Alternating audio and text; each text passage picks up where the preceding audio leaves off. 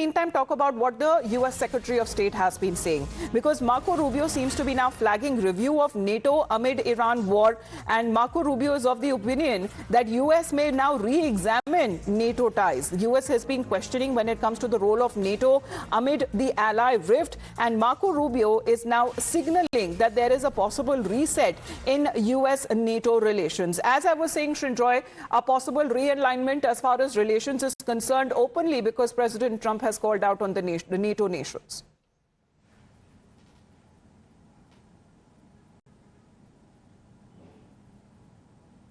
Srinjoy?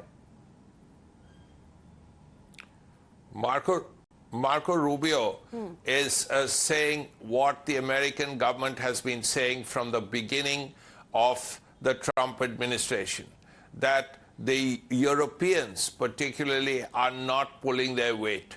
Some of that is right, because defense expenditure in some of the NATO countries, like Spain, like Portugal, has been around 2%, while other countries like Poland and the Baltic countries are spending 4% of their GDP on defense, primarily because of the Russia-Ukraine problem. They believe that they could be next in line.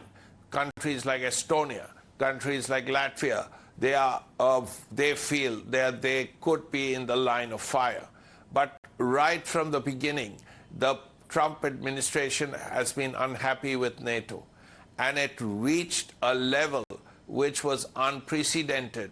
As I had mentioned, that President Trump referred to these countries, some of these NATO countries, who he wished would join him to help in ensuring that the safe passage of tankers and merchant ships happened in the Strait of Hormuz happened. And he called them cowards. And that's the big moment. How does a NATO country feel when it's called a coward? So the British, the French, the Germans, they were asked, would you help? Specifically, I mean, he's been naming those countries and also their leaders as well for not hearing to the multiple appeals that has been made by the US in the past as far as opening and providing a safe passage to the Strait of Hormuz there. Srinjoy, thank you very much for joining us here on the broadcast. We'll reconnect as and when we take the updates. But what we are getting to know with regards to India in this angle, US President Donald Trump cares deeply about US-India relationship. That is a statement coming in from the US Ambassador to India, Sergio Gore.